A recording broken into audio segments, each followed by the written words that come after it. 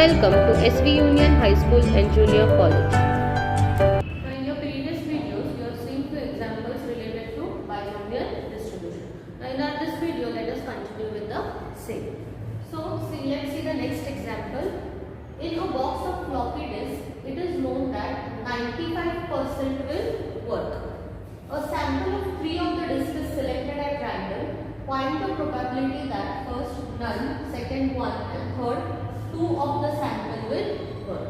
Okay, so here you can see what will be n equal to a sample of 3 of the disk is selected.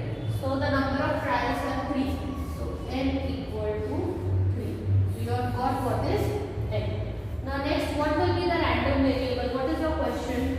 Find the probability that none, 1 or 2 of the samples will work. That is, number of x will be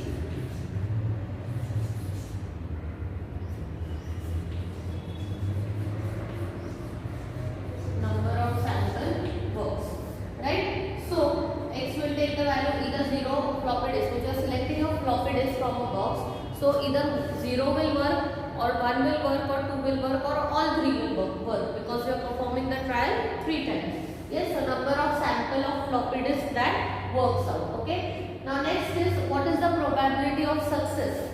Now they have told that the floppy disk, it is known that 95% will work. So what is P is equal to? It is 95 upon 100. Let us cancel 5 ones are 9s are and 20. So P is equal to 90 upon 20. So now we have got P also. That is probability of success. So probability of success, that is whatever we select a floppy disk, it will work, is 19 by 20. Now what will be the probability of failure? That is Q.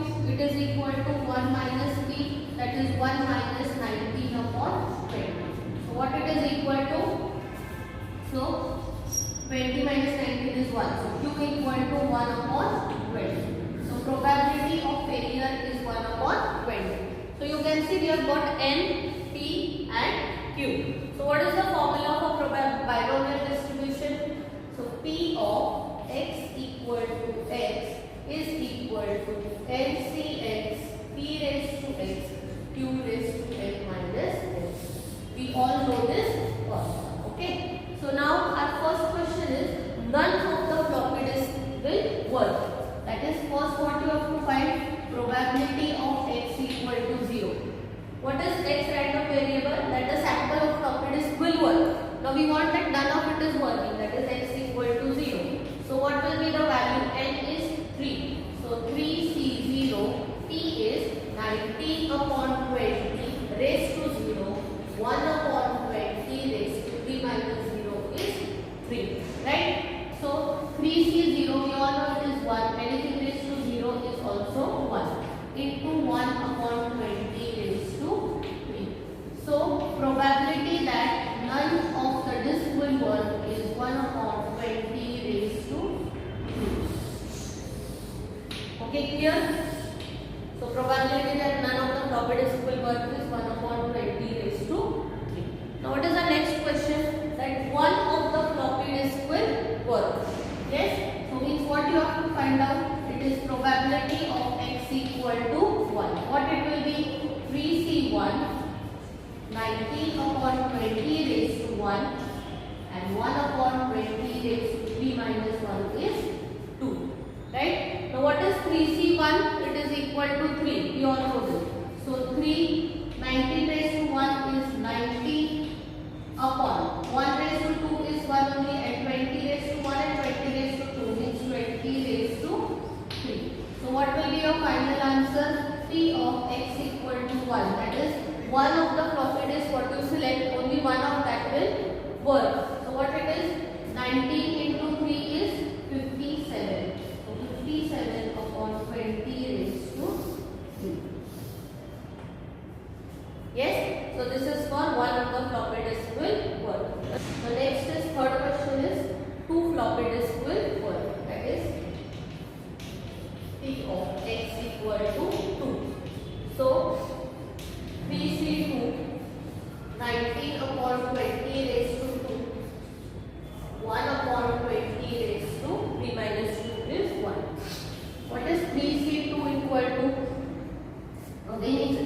equal to 3, 19 square, 20 square and 20, that is 20 cube.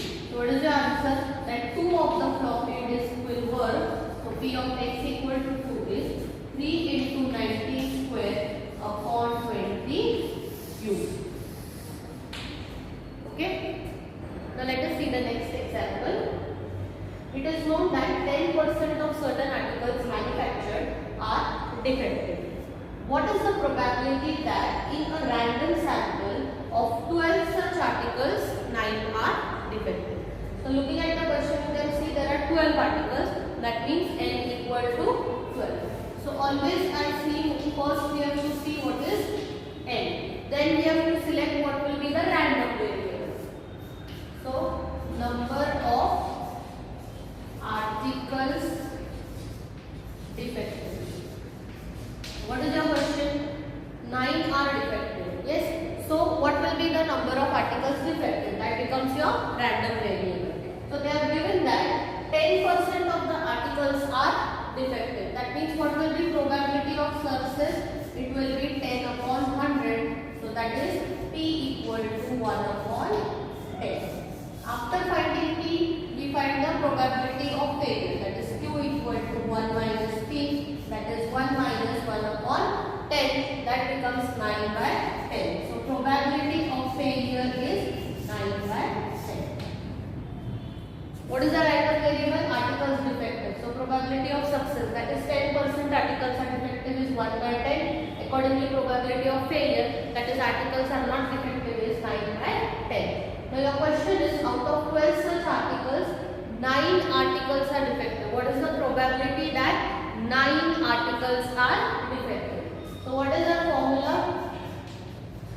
It is equal to NCX P raised to x Q raised to x minus x. So till now you must have learned this formula. It is very easy. Only one formula you have to remember. 3 values you have to find and you have to see what is the question and accordingly find the answer. So 9 are defective means you have to find probability of x equal to 9. Okay. So substitute the values. 12 C 9.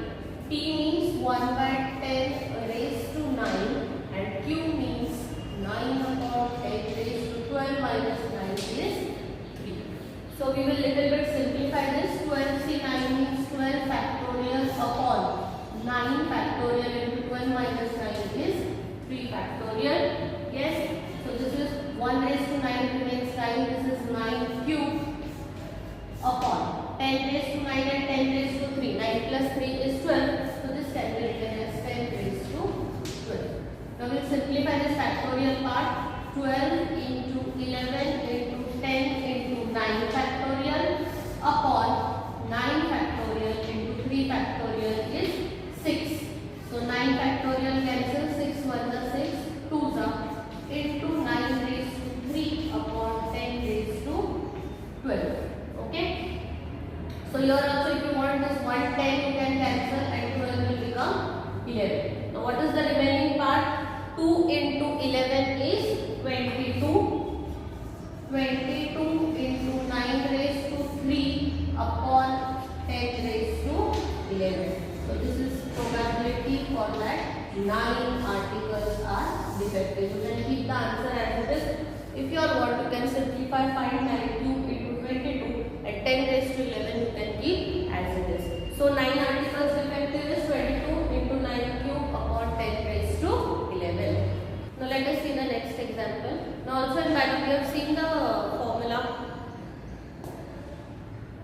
Now let us see the next example. Now in binomial distribution you have seen how to find the probability of the given random variable. Also we have seen the formula in our initial video about the expected value, variance of the random variable and the standardization of the random variable. So based on that we will see few examples. Okay. So there is a given binomial distribution with parameters n and p. So in different questions you have to find different values. So first we will see, if you remember, what is the formula for expected value?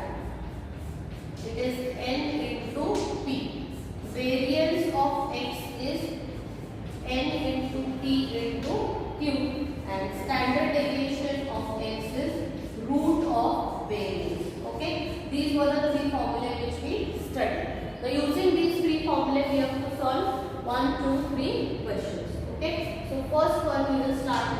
what is given to you? N and P is given to you. You have to find the expected value. So very simple.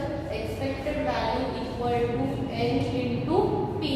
So it is 10 into 0.4. 10 into 0.4 is 4. So expected value is equal to 4. Yes. Then the second thing, you have to find the variance. Now what is the formula for variance? N into P into Q. So first you will have to find Q because you don't know what is Q. So Q we know that it is equal to 1 minus P, that is 1 minus 0.4, which is equal to 0.6. So Q equal to 0.6 for the first sum. Yes? So then we will find the variance. So variance of X is equal to NPQ, that is 10 into 0.4 into 0.6.